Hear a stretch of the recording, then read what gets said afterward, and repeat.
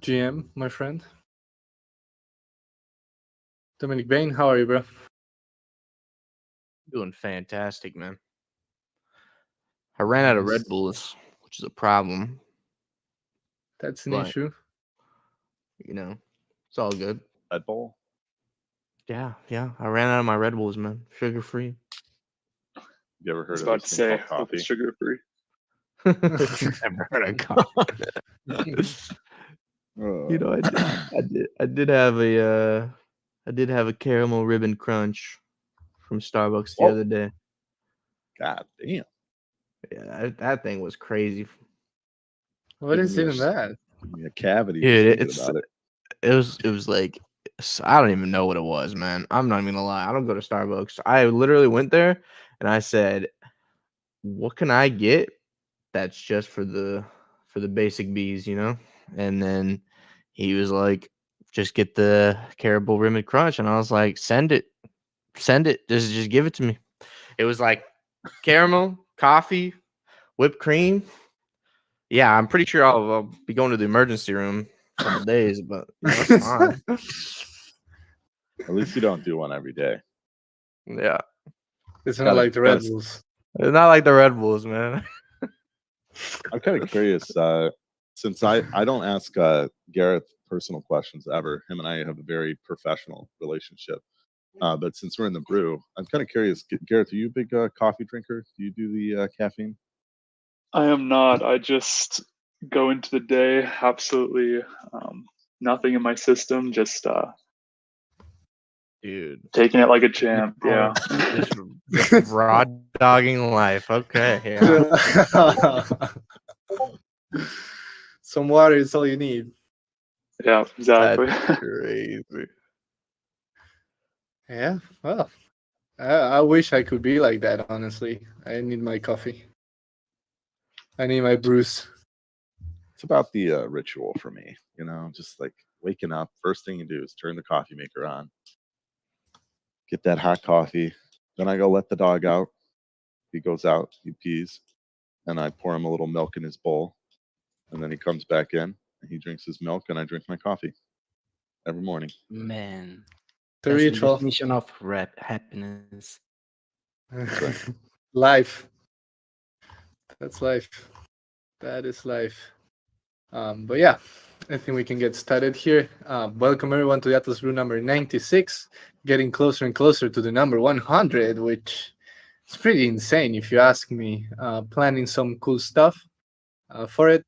You guys will probably learn more. Should we spoil a little bit, Dom, of what is happening that week? Or should we keep it quiet? Nah, don't spoil.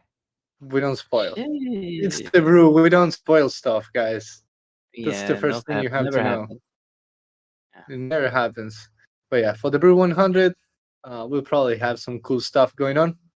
Not only that brew, but the week. But that's all I'm going to say. And for this brew number 96, also super exciting brew. We have one of our favorite guests ever. As always, the Econ team. So we have Chris. Chris, how are you, man? Doing well. Very excited. Putting some of the final touches on the next version of Sage. So yeah, excited. Ooh, Oh, let's go. Leak nice. that. That's how. Leak That's I how we should- like to start the brew. That's how. Yeah, we exactly. final Leak econ touches. Final econ touches, I should say. There's still like all the UI and stuff. Yeah, it's steady, Chris. Keep it steady.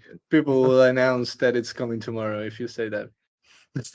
Next version of Sage is scheduled for 2026. All right, you heard it here first. Dude, I love saying that. And also Gareth. How are you, Gareth? I'm doing well. Yeah, you caught us at a good time. It's going to be an awesome next few months, and we have a lot to talk about today. So looking forward to it. Econ Ninja. Nice. Gareth, the Econ Ninja. That's the nickname. The word nickname that he earned. It's because Chris is usually in the spotlight. I dabble behind the scenes, so That's the Oh my origination of the god. nickname, I believe. Gareth works in the shadows and Chris in the lights. That's how we move. Exactly. It's like yin and yang, yeah. All Yeah. right, all right. That's a better positive direction. And Gareth when is Chris is the light, you see that there's something wrong with this company, guys. all right. I'm not even gonna make my joke. That was mean. Make my next joke. Sorry, I'm Oh, just joking. man. But yeah, I think Dom, we have a special sponsor for this brew, right? Ladies and gentlemen, Atlas Brew number 96 is brought to you by StarPath. Get to play.staratlas.com. Go to your profile, get your own StarPath link, give it to the grocery store clerk, give it to your 2-year-old sibling, give it to your mom, give it to your grandma. I don't care who you're giving it to, but give it to them. All right, ladies and gentlemen, don't forget to use StarPath. You get 25% of primary market purchases. That's all I got. Use StarPath. Yes, you heard it. You heard it here. It's time to shield Starpath. Shield that code to your grandma. That's what we need to do right now. So yeah, thank you, Starpath, for bringing this brew to life. Another noteworthy news, if now that we are here, is that this lead barge was released yesterday. So it's the biggest freighter ship that we ever released, and I think actually one sold today. Um, that's pretty good. That's the owner. Congrats to the owner, definitely, and nice purchase to say the least. Great Only one advantage. sold? I think so. I think one in the Atlas pair is Oh, what nice. was sold. Yep, yep. Best Yeah, in okay. class cargo storage. So, I yeah. think people need to still experiment around and see what, like, what's good, what's not good. What, like, when we have new ships come out, it's really interesting to kind of see how the meta adjusts, because like with the imps, I don't think we really sold the majority of our volume until probably, I don't know, like a couple months after its release, if I had to guess. So it'd be interesting to see how it plays out. Yes, yes, we will see. We will see how well the owner does with his writing and transporting stuff all across Galaxy expanse. Um, Yeah, yeah, that thing is massive, man. I guess it has 600,000 of cargo. Bro, that's like, I don't know, 20 ohms on a single ship. Something like that. that's pretty insane. Crazy. Yeah. That is actually pretty insane. Cool. In other noteworthy news, and something that I don't think maybe we'll talk today here, is that the crafting fee was rebased to 7% in Sage Labs. Sage rebased to 7%.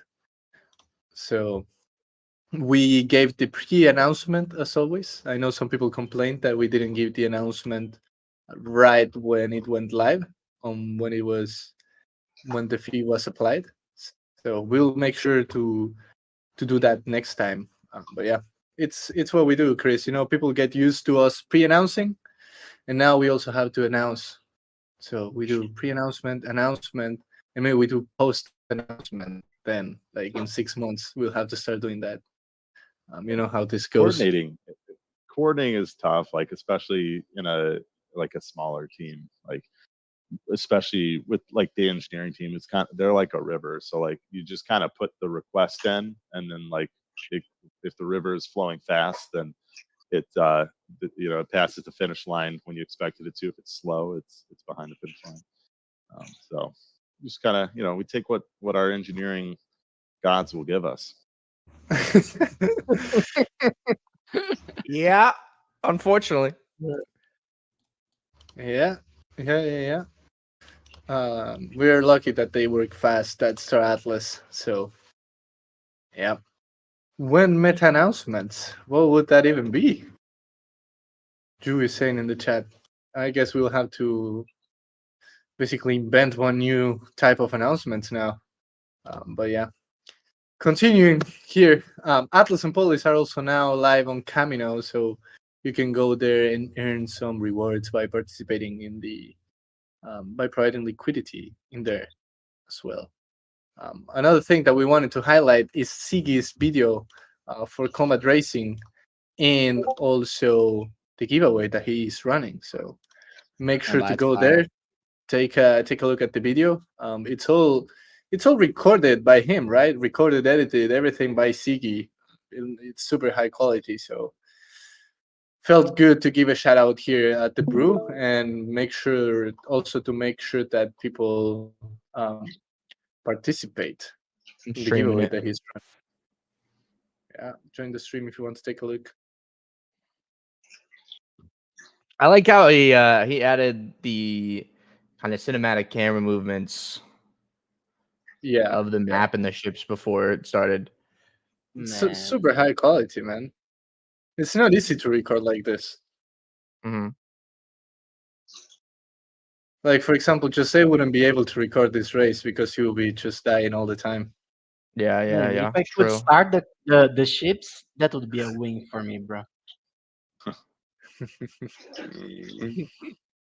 Wait, who recorded this? Siggy. Iggy. Oh yeah. I just Yeah. thought this was one of our trailers. I was like, oh, it's just another trailer, but it's like just regular old gameplay.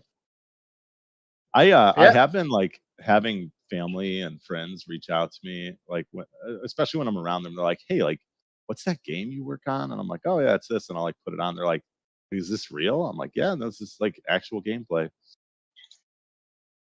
Yeah, I'm sure it happens to a lot of people here when they shield Star Atlas as well. It's I wild forgot that my this brother is was. gameplay, Oh, man. go ahead. Yeah. I know. No, Yeah, no, yeah, it's what you were saying. it's insane. Yeah. I'm super pumped. Is it okay if I'm talking right now? I don't want to like just like Yes, sir. Yeah, this is an yeah, yeah, yeah. amazing video. I'm super pumped. Like you guys have like seen all the news about Pale World and you know the controversy around AI. It goes to show that like 90% of gamers don't care about like oh, it's got blockchain. I hate blockchain. It's like there's like a small minority of very loud players who are constantly shitting on Web3. But when we release like a polished, finished product to the masses, they're not going to care that it uses blockchain. Like they're just not. There's going to be a small minority that do care. But so I'm super like the release of PL Worlds really concretized that for me. Made me realize like, oh, you can use the new latest technology, and the people will come. So really, really positive news, I think, for the industry. Yeah, just make a fun game. That's all it takes. Fun game that people want to play. I think Web3 is close to getting there, honestly. So People Yeah, just for want sure. a fun game. That's it. people just want to have fun. Who would have guessed the gamers want to have fun? Entertainment. Oh yeah. So another thing that happened last week, and we were joking because internally it feels like it happened like a month ago, but it was actually last week. Is the Metagravity play testing? So the multiplayer play testing. As you guys know, we reached a peak of 150 people in the same server. I think actually the peak was around 360 or a number close to that. But not everyone was able to join because, of course, it was a test and there were some issues that weren't letting everyone get in there. So just wanted to say thank you to everyone who joined and helped Star Atlas and Metagravity test the multiplayer servers. We took some nice pictures, that's for sure. I think, Dom, we posted some of them on Twitter, right? Yeah, let me And get some of those pictures because no, they're super nice. First group photo, first big group photo. Gonna post yeah, them here. it's the biggest group photo so far. Yeah. It was just super nice. It was just a very good experience. I mean, besides the bug, like just seeing everyone in game, hanging out with everyone in game, just really good experience. I mean, Super fun. it's one of the clear examples of why we're here, right? I feel like just being able to test things like this and actually getting on a server with 150 people at the same time in a game that 2 years ago we didn't even have the showroom, right? And there are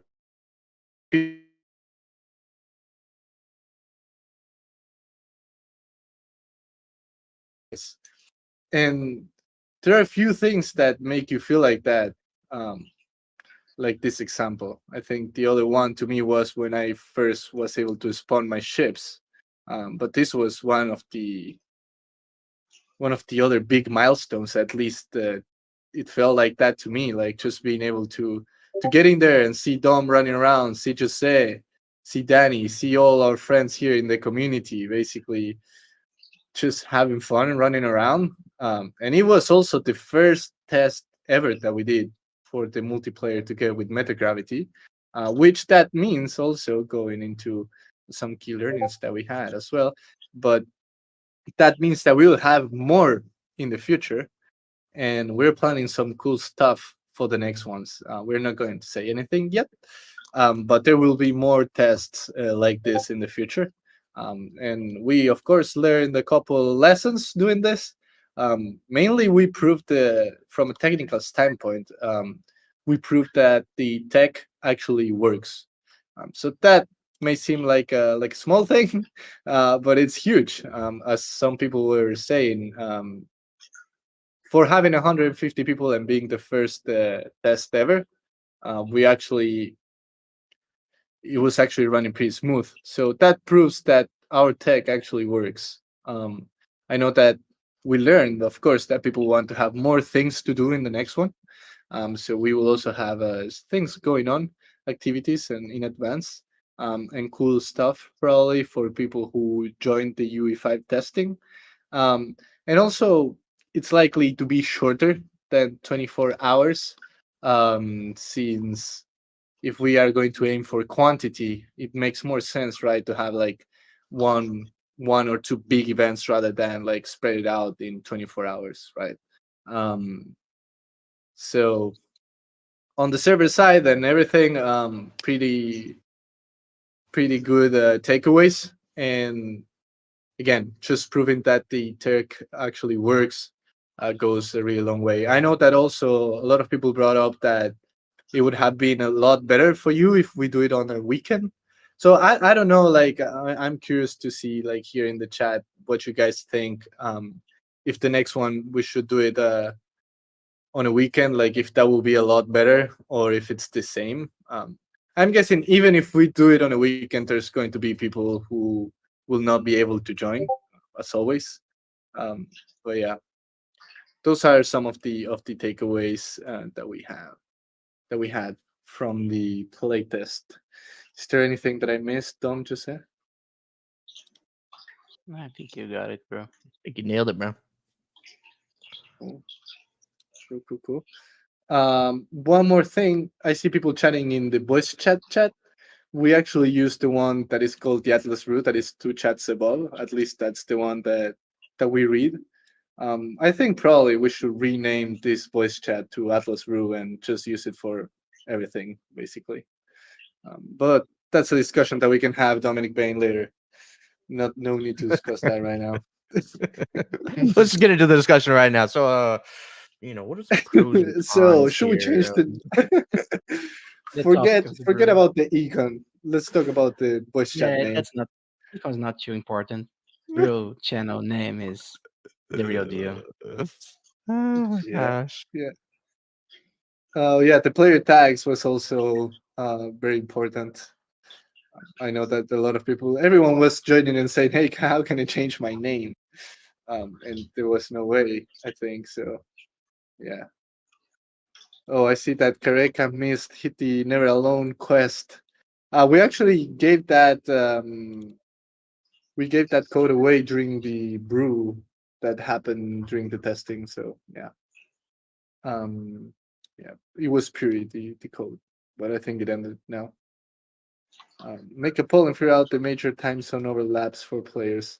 Yeah, we gotta have an idea when that is. So we'll do that for the next one for sure. But yeah, Now I feel like we covered almost everything. I think we covered everything on the noteworthy news side. So I think it's good to now get on the main topic, which is the economics of Star Atlas. And for that, we already introduced them, but we have Chris and we have Gareth today with us, and we will be covering some stuff that has been happening in the econ side of things, which actually it's a lot because you guys last month actually released the quarterly report, so the last report for 2023, and we never covered it in the brew, so we will cover it today, at least briefly. But right after that, you guys made changes to how the econ works overall, like pretty huge changes, making this transition from this quote unquote transition from the Atlas earnings from Score to Sage Labs. So we'll be talking about all that. But I feel like first we can start with the with what we released before the break and catch up to that, which is the economic report. So it was the first report after some significant economic changes, since I think the main thing probably for the economics was the introduction of Sage Labs.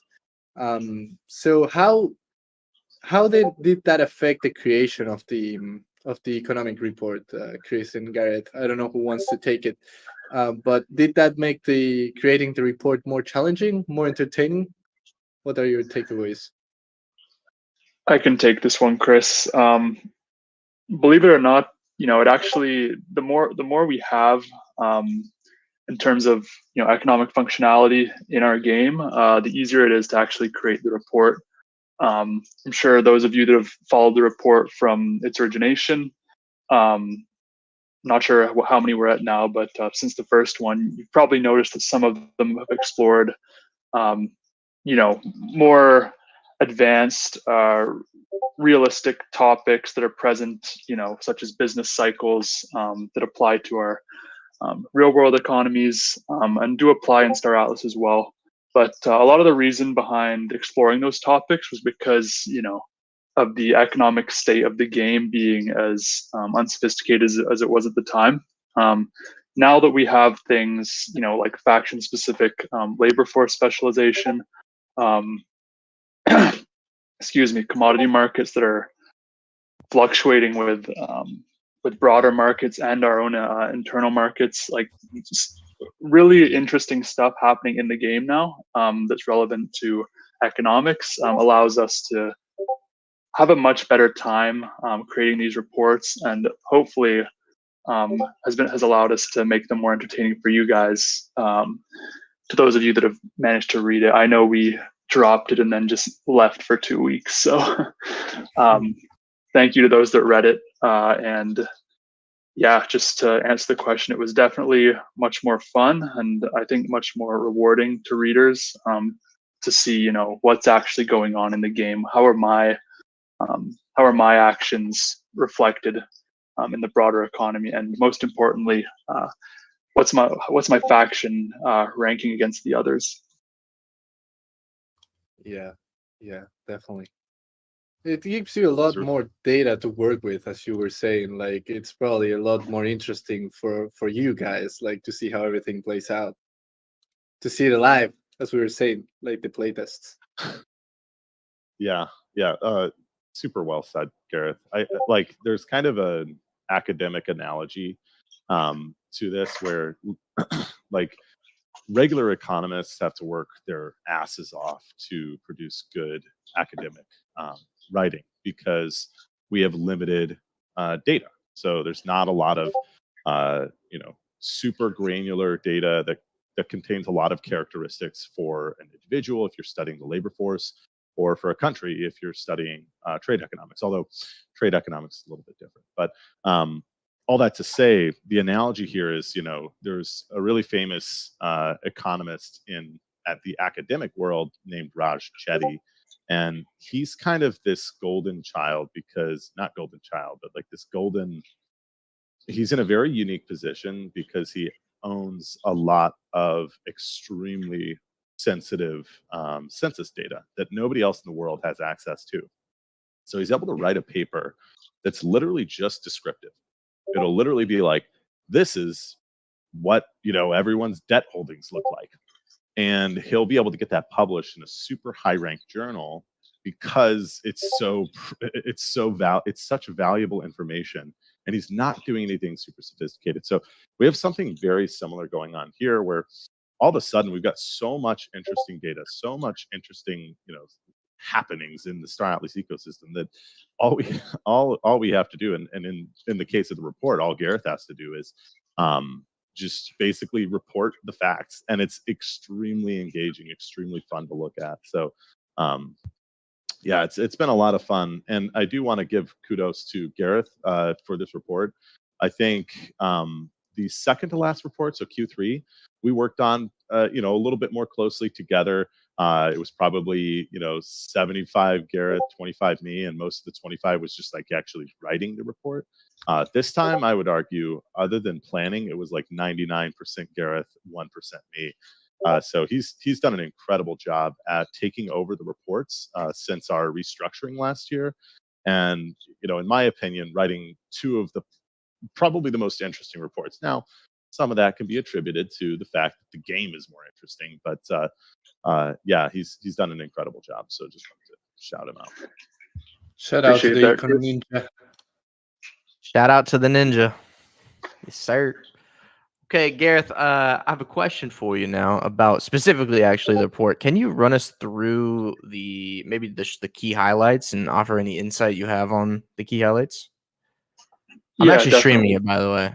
So Oh, sweet. Yeah, I have it everyone's pulled up streaming. as well. So this is great. All right. So the first one we have at the top of the third page, I believe it is, of key highlights, we see daily score participation shifted above the mean trend for the first time since the start of its decline in 2021.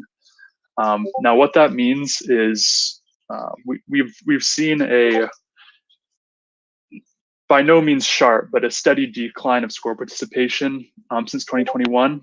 Now that decline happened in sort of a flow. There was a lot of seasonality to it. On the daily, we had people coming in, refilling their ships, claiming their Atlas, going to bed, our less active players participating, and then spiked up again. Unfortunately, every time it spiked up again on the day, it would be less than the day before. So we observed this trend, and what we saw this quarter was that trend has actually shifted. Now we're seeing higher activity on our peaks and higher activity on our troughs. So all that means is we're now getting higher highs and higher lows in our participation.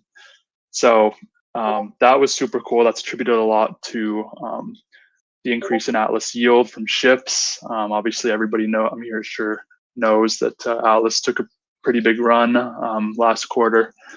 And that was reflected in the demand to participate in score.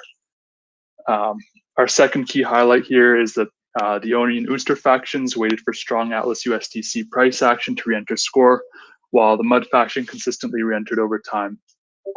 Now, what this means is when we broke this out by faction, we saw that relative to Atlas's increase in price, Oni and Ooster were relatively reserved in their willingness to re-enter score, and were much more, I wouldn't say engaged than Mud, but much more active in labs as a result of that. While Mud, given their higher wealth and their larger fleet inventory as a faction, they've steadily added ships back to score throughout the run-up of Atlas, and even slightly before Atlas started running. So all that to say that there's very distinct behavioral patterns there. Arguably, Mud being the most risk tolerant, while there's probably another analysis to do there. Oni and Ooster are much more reserved in putting their assets somewhere that was uncertain at the time if that yield would increase or not, and especially as much as it did. Third point here, we have aggregate census wealth grew by 302%. Obviously the increase in token price dramatically impacted that. I believe our non-resident currency grew the most in its change in wealth. And then we also saw ship prices take a bit of a swing up as well. And that overall, including all of our assets, resulted in that 302% increase on average. So a great quarter for the Star Atlas community as a whole in terms of their valuation, their wealth valuation there. We get more into that later in the report, but we'll move on here. Sage Labs supported 1,500 daily active wallets on average throughout the quarter. Pretty self-explanatory there. This was on average for daily active wallets. So obviously some points we saw greater, some points we saw less of that per day, but on average 1,550 daily active wallets. Surpluses of golden tickets produced by Ooster and Oni found a market in the Mud faction, leading to a substantial wealth exchange. Now, this is one of our most interesting findings of the report, in my opinion. And I think Chris shares this opinion as well. But we saw an incredible difference between the production between factions of golden tickets. And in our case here, we see that Ooster and Oni actually produced a massive surplus throughout the period. I believe Ooster produced the biggest surplus. And Mud actually produced a deficit, which meant that all of Mud's contributions to the raffles, all of their ticket purchases, / ticket acquisition, had to come from another faction, in this case, Oni and Ooster. And this is what we've stated this in previous reports, but Mud being the wealthiest faction, that enables them to make lazier decisions, which just means that they don't have to produce all their resources. They can leverage that wealth as a whole to make purchases off the marketplace if they so choose. And that's just a massive benefit to the Ooster and Oni factions. And over time, we're going to see this wealth flow in and out. Obviously, there are outside forces that play into the wealth of a faction at the moment. For example, USDC inflow or on-ramping into Atlas that gets transitioned into our marketplace. But in terms of wealth quality, that will hopefully trend to a more equal state over time as a result of these really impressive economic decisions from the factions to leverage that wealth opportunity, that wealth growing opportunity. And lastly, here we have food, fuel, ammunition, and toolkits, along with survey data units, showed incredible strength in their USDC valuation throughout the quarter. Now, there's a lot of back and forth, I know, in the community, and even somewhat internally about the prices of our commodity market. We highlight here food, fuel, ammunition, and toolkits and survey data units because despite their decrease in price in Atlas, their USDC price stayed relatively the same. And all this means is that as Atlas increased in price, the purchasing power of one Atlas increased, which resulted in someone willing to spend less Atlas on, for example, one food unit, because obviously one Atlas is now worth more. So with people willing to spend less quantity of Atlas on the food, that just means its USDC valuation is remaining the same relative to its increase in Atlas price, and therefore we see a flat USDC value line, or even in some cases increasing, and a decreasing price in Atlas because that Atlas buying power has increased. Dude, thank you for going through all those. I don't know how many people I speak for here, but I'll speak for myself when I say it really helps for someone to walk through all these different things and what it actually means, why it's important, stuff like that. So appreciate it, man. Yeah, no worries. Yeah, to me, the biggest takeaway here is to see how much this peer-to-peer economy is growing, and also how many different variables we can see now, just relating in between all our products, because you see different things that affected the overall economy, like Atlas going up, and actually Oni and Ooster factions moving back to score, for example. That's one thing. Then you have the mods buying the tickets from the Oosters and Onis, and that's all peer-to-peer economy generated inside our own ecosystem, which is insane if you think about it. And I always like to go to the past. But if you look just a few months back, like we didn't have this much complexity in Star Atlas. Um, No, so I at mean, least think about it, like from the highlights, yeah. like remember when we introduced, or the like so-called liberalization of the R4 economy, like that felt like a really big deal. And think about how simple that was. Like stake a claim stake in, or sorry, lock, yeah. Anyway, put a claim stake in faction claims, and you get your R4, and then like you can sell it to other people. It's just like this really simple, very few decisions to make. Like the fact we're really hitting our like exponential growth you know stage in the economy. It's just really incredible to see just the different labor decisions that are being made, and the information that's revealed to us as the economists when we see a specific thing lagging or lacking in the marketplace. That tells us a lot. um, yeah, it's been really cool. Yeah, and this is actually like a perfect segue into the question that we have for you here, which is like Sage Labs, Sage introduced a lot of complexity to the economy, right? So how did that equip the economic team with the tools to actually create a sustainable and real economy?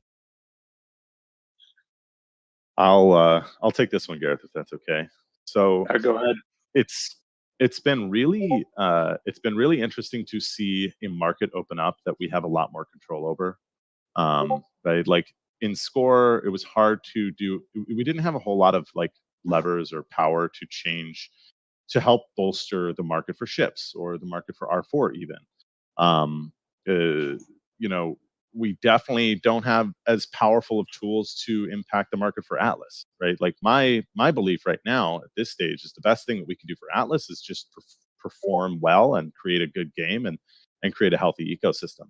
I think like I don't know how well Atlas performed relative to other gaming tokens during the last run up, but I imagine it outperformed some.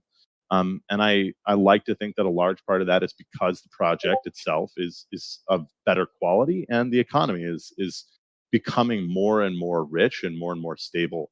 Um, but all that said, you look at the commodity markets in Sage Lab, or sorry, Sage, um, and those markets have been performing extremely well, in my opinion. I mean, you look at the volume that we're doing on a daily basis is really really impressive. I believe it is greater than the volume done on Axie's secondary market, but that's basically, I wouldn't quote that because I don't know if the data from Axie is easily accessible.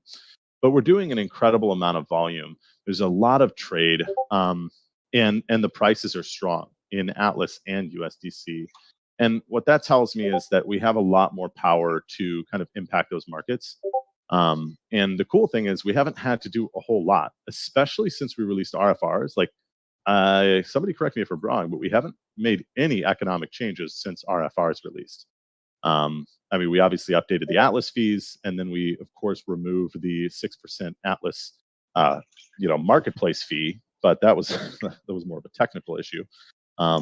So, yeah, it's been really cool to see just the level of control that we have over the economy, to make sure that things are healthy, and we have a awesome set of tools to help with that, so that eventually, we can transfer over some of that power to the DAO, and those can be, all of a sudden, be more of a council making these decisions, kind of like the Federal Reserve. But yeah, that's my experience. I don't know, Gareth, if you have anything else to add. No, yeah, you hit the nail on the head really, with everything you stated. So, um, yeah, it's just Yeah. been. No, Go sorry, ahead, guys. Jose. Please no. No, no, go on. I was going to ask the next question. Well, anything I could say, Chris already said better. So let's move on to the next question. I don't want to take too much time. Don't worry, friend. Lately, we introduced our first in-game Atlas emission with Council's RFRs. And this was a huge decision. What went into the decision of implementing them? and how they are doing. Like, do you have cool data on them already? How do you feel about their impacts in the economy so far? Yeah, probably also a good question for me to answer. The thought process into putting them in was rather straightforward. Like we kind of uh, we the Golden Ticket Carnival, that program was expiring, and that was our main kind of sink for resources and all in-game assets. So we needed to replace that with something. And there were a couple of different ideas that we pushed around. One of them was to replace the raffles with basically just only Atlas, and then that would effectively be our Atlas emissions. So instead of being able to win, a Fimble air bike, you'd be able to win 100 Atlas or something like that. That had a bunch of issues. First of all, it felt weird to have Atlas emissions outside of the ecosystem. Second of all, like we really want Atlas to be, we want everybody to be able to earn Atlas. We want everyone to feel like they have, if they have ships, then they have the ability to earn Atlas through productive means. So that idea ultimately did not end up panning out. So what we did was we said, okay, well, let's make a crafting recipe that delivers the player to Atlas. And so kind of interestingly, I guess like fortunately and unfortunately, it was really difficult for us to actually create an Atlas recipe because Atlas is a cryptocurrency. It's not an SFT. So from a technological point of view, we actually couldn't insert Atlas into the crafting recipes without a ton of work. And obviously we didn't have a lot of time. We had literally like, a week or two to get this developed. The econ team had been thinking about this for a long time, but the engineering team, obviously, they were, once we decided what we wanted to do, they had about 2 weeks to get it implemented. So what we ultimately went with, and I think this was probably Michael's brainchild, was like, well, we can give them a certificate that they craft in game that's an SFT, and then we'll just buy it off them in the marketplace for Atlas, and we'll fund that Atlas with the Atlas emissions curve. So the idea was all of a sudden it was like, oh, well, actually, you'll go to the marketplace and you'll sell this into the marketplace, and you'll be able to get Atlas for it. That has a bunch of interesting consequences that we honestly, I think, are probably better than just having the Atlas emissions directly in Sage. So first of all, it makes people have to engage with the marketplace. It also makes people kind of, it breaks up the gameplay loop a little bit. It adds a layer to the game complexity. I also just think from a lore perspective, it kind of makes a lot of sense. Like, hey, go take this, go take this thing and turn it in for a reward, as opposed to I'm just crafting money, which is a little odd. And ultimately, with the next update of Sage, we'll have the LP system, which will be the way that we distribute Atlas. So this was kind of like, this was a pretty simple way to do the whole thing. It was like very low technical lift, made a lot of sense from a lore perspective, and was relatively safe from the econ lens because, as you all know, every RFR requires one SDU, and SDUs are obviously gated. Each period, each minute, only 1,500 SDUs can ever possibly exist. So we essentially create a theoretical limit to the number of RFRs that can be created in a single day. So that was kind of, it was like, okay, Atlas emissions might run a little bit high compared to previous 6 months, for example, which were really low, historically low, because we had so many ships moving from Score to Sage. We said, okay, this is also us introducing Atlas emissions into Sage. We don't want to threaten, the supply of Atlas. So what do we have to do? And something we've been thinking about for, like, I mean, as long as I've been here, we've been thinking about this for a year and how we would do it. We said, okay, well, we need to reduce Score because first of all, we want people to move to Sage. That is the ultimate goal. And second of all, we need to help curb the increase in the emissions rate. So we also decided to couple this change with a reduction in Score. of 33%.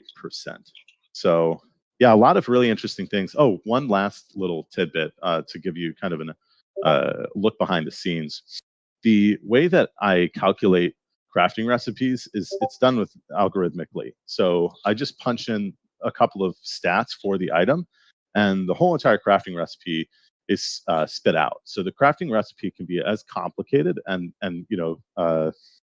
and deep as possible, arbitrarily complex and arbitrarily deep, and will still spit out, in like a fraction of a second, it'll spit out the recipe, which is really nice for us because it basically it keeps things balanced, but it also makes our jobs easier. Now, you all know the SDU market is kind of it has always been the constraint on the Sage ecosystem, and this was intentional. Obviously, we didn't want just like uncapped ship emissions. When we were doing the redemptions in Sage, we wanted to have some sort of control over that, and so we had to hard cap SDUs. Now, what did this do? This ended up throwing the emission of R9 and the emission of SDUs kind of out of whack. They weren't balanced necessarily. So it caused kind of an imbalance in the SDU market relative to R9 markets, or I guess other markets. And so the composition of a lot of those redemption recipes ended up being 50% of the cost was SDUs and 50% of the cost was other stuff. And at certain times it was greater than that. So I wanted to avoid this. And so what I did do with the RFR was I said, okay, I basically created the recipe by hand to make sure that the SDU market would be more closely aligned with the other markets, the other commodity markets. So that's why the SDU is actually disproportionately fewer. There are disproportionately fewer SDUs required in the RFR recipe than there are in other recipes like the redemptions that you guys saw. So there's only one SDU per RFR. And that's kind of an elegant recipe in and of itself. But it also is, hand selected to try and balance the economy a little bit better. And I'm really happy with the price action that we've seen over the last month since we made the change. I think we've seen pretty much in all assets except for Crystal Lattice and maybe a few others, we've seen price increases. And that's why we followed it up with the 7% rebase yesterday. I don't know if I answered the second part of that question. I think you did. Yeah, You did. you did. Yeah. What was the second part of that question? It If was. I did, I don't remember answering. It was how the console RFRs are doing, but I think you definitely covered that. I mean, real quick to comment on like the quantities and how many are being produced. We had like disproportionately low emissions for a while because we hadn't activated the or deactivated the Atlas fee in the marketplace for like, so if you tried to go and sell this, you get charged a 6% fee. So your 2 Atlas turns into 1.96 Atlas. So right? Is that right? No, it was like 1.8. Anyway, some amount minus 6%. So what we did see was kind of an unfortunate thing where like people were hoarding them, holding on to them. And then once we did put that change through, we saw a huge influx of orders go through. But we're kind of back to neutral now in terms of outstanding RFRs, but we had a big glut of RFRs. And in fact, Gareth, do you happen to have our like internal report up? I'm trying to load it. If you've got it like on your screen, just... I do. Yeah, let me just load the page. Actually, we were having some server issues earlier, so it's possible those are persisting.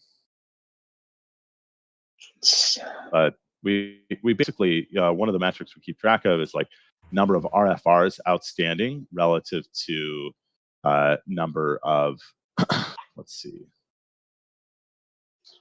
number of yeah, this would be good. Let me just share my screen real quick. We've been having a little bit of issues with our data, like everything from like Solana fees to like our data.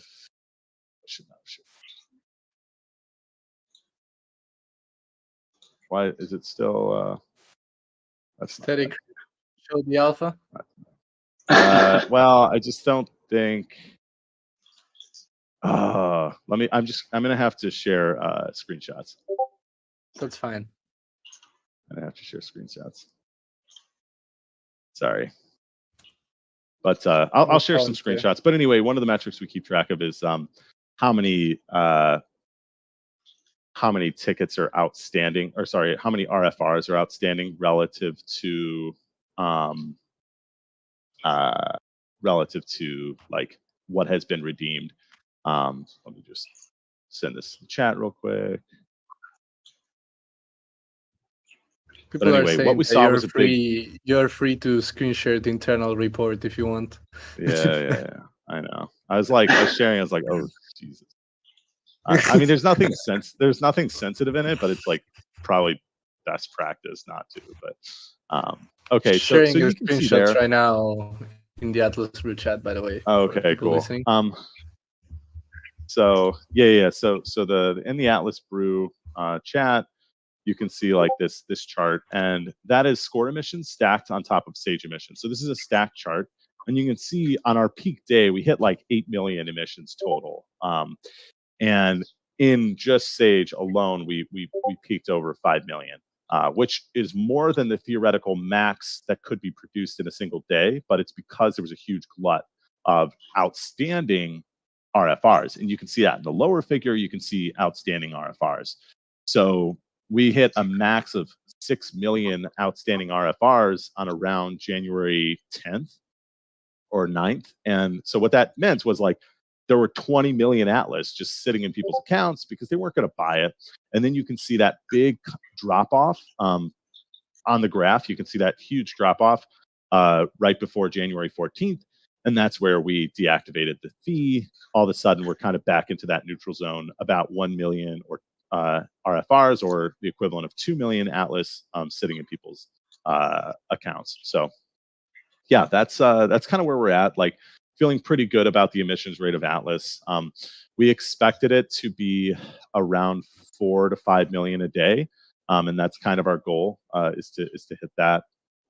That's where we were on average in score before Sage came out anyway. So yeah, that's the current state of things.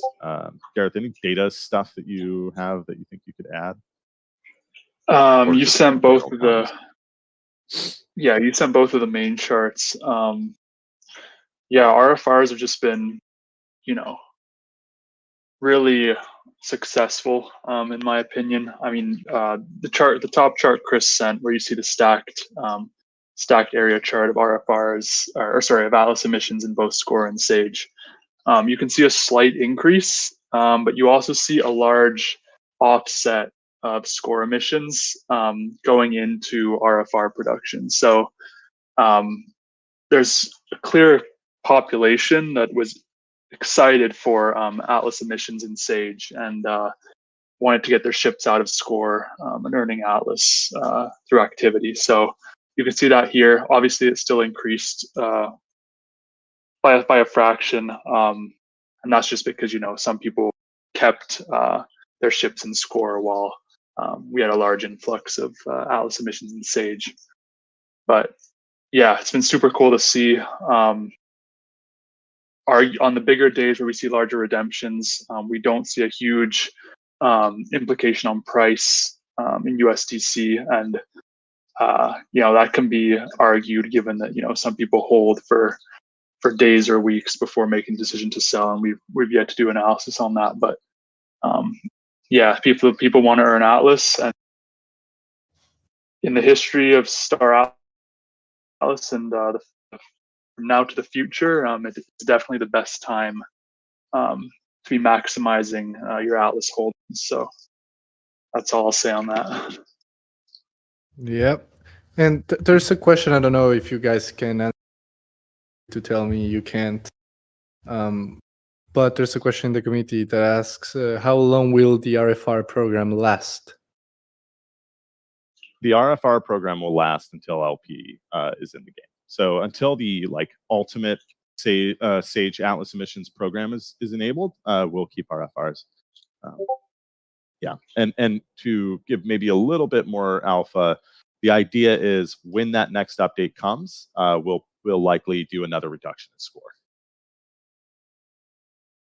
Ooh. And LP is the loyalty points, correct? Yes, LP is contrary to crypto terminology, stands for loyalty points, not liquidity pool. So those will be earned in game, and you'll earn those from doing faction specific actions. So if you're upgrading star bases, if you're upkeeping your star base when combat is released, if you're defending your star base, if you're doing any of these faction specific actions, which are right now most of the actions are faction specific, you're going to earn LP. So almost everything in the game is going to earn you LP. And from that LP, you're going to basically be able to commit it to like an epoch level Atlas emission. So whatever that epoch is, it'll probably be a day. You're going to contribute your LP, however much LP you would like to contribute. LP is an account specific stat. It's not a tradable commodity. It's an LP specific stat. So you can basically say, I want to commit, 1,000 LP and keep 500. This is all like known information, so no alpha here, but there's ultimately going to be an LP store, and you'll be able to use your LP to get kind of exclusive items and stuff like that. So you can keep some of your LP maybe for the future, or you can commit it to the Atlas emissions for that epoch. Importantly, there's going to be a limited amount of Atlas. So there's going to be a kind of an Atlas pie, and then you get a contribution of that Atlas based on your LP contributions for that day. So if you contributed 100% of the LP for that day, then you're going to get 100% of the Atlas for that day.